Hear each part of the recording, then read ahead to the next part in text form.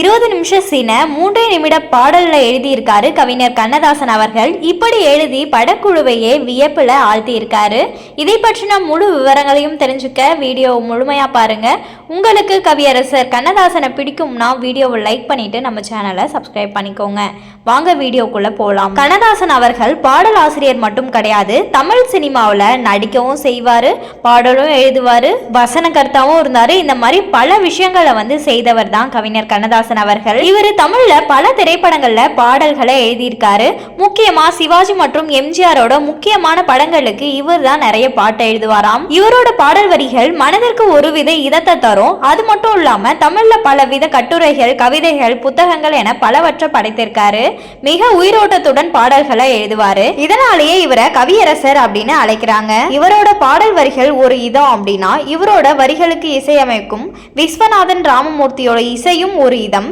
இவர்களோட கூட்டணி அந்த காலம் முதல் இந்த காலம் வரைக்கும் இன்னும் மக்கள் மனதில் நிலைத்து நிற்குது. கண்ணதாசன் அவர்கள் 1957ஆம் ஆண்டு வெளியான மகாதேவி அப்படிங்கிற திரைப்படத்தின் மூலம் தமிழ் சினிமாவில் பாடலாசிரியரா தனது அத்தியாயத்தினை தொடங்கினாரு. அதற்கு பிறகு மன்னாதி மன்னன், தாய் சொல்லை தட்டாதே, தாயை காத்த தனையன், சரஸ்வதி சபதம் அப்படின்னு பல திரைப்படங்கள்ல பாடல்களை எழுதியிருக்காரு.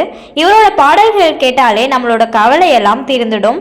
அச்சம் என்பது மடமையடா என்ற பாடல் வரிகள் அந்த காலத்து இளைஞர்களுக்கு ஒரு எழுச்சி கவிதையா இருந்தது. இவர் சூரியகாந்தி திரைப்படத்துல எழுதிய பரமசிவன் கழுத்தில் இருந்து பாம்பு கேட்டது அப்படிங்கிற பாடல் நம்மளோட வாழ்க்கைக்கான அனைத்து கருத்துக்களையும் உள்ளடக்கியதாக இருக்கும். தமிழ் சினிமாவில் அந்த காலத்துல புரட்சியை ஏற்படுத்திய படம் கர்ணன் படம். இந்த படத்தை PR பந்துலு தயாரித்தாரு.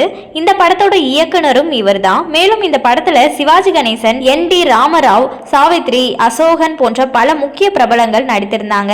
இந்த படத்திற்கு கண்ணதாசன் பாடல் ஆசிரியராகவும் விஸ்வநாதன் ராமமூர்த்தி இசையமைப்பாளர்களாகவும் இருந்தாங்க. இந்த படத்தோட படப்பிடிப்புகள் முடிவடைந்த பிறகு இயக்குனருக்கு ஒரு யோசனை தோன்றி இருக்கு. அது என்ன யோசனைனா, கண்ணன் அர்ஜுனனுக்கு கீதா உபதேசம் செய்வதை ஒரு காட்சியாக வைத்தால் நன்றாக இருக்கும் அப்படின்னு எண்ணியிருக்காரு.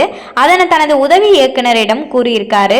ஆனா அவரு காட்சி வைத்தால் படத்தோட நேரம் மேலும் 20 நிமிஷங்கள் அதிகமாகும் அப்படின்னு சொல்லியிருக்காரு. என்ன செய்வதென்று தெரியாமல் MS விஸ்வநாதன் கிட்ட கூறியிருக்காங்க. அதற்கு அவரு மிகவும் எளிமையா அப்போ கண்ணதாசன் கூப்பிட்டுங்க அப்படின்னு சொல்லியிருக்காரு. அவர் இந்த 20 நிமிஷ பாடலை 3 நிமிடத்தில் முடிப்பார் அப்படின்னு தெரிவிச்சிருக்காரு. அதற்கு பிறகு அவர் விருப்பப்படி கண்ணதாசனும் வந்தாரு. கண்ணன் அர்ஜுனனுக்கு கீத உபதேசம் செய்யும் புத்தகங்கள்ல படிச்சாரு. ஆனா அந்த புத்தகம் கடல் அளவு பெரியது. ஆனாலும் கண்ணதாசன் அவர்கள் அந்த புத்தகத்தை படிச்சு பாமர மக்களுக்கு புரியும்படியான எளிமையான தமிழ்ல கொடுத்தாரு. இந்த பாடல் தான் கர்ணன் படத்துல உள்ள மரணத்தை எண்ணி கலங்கிடும் விஜயா பாடல்.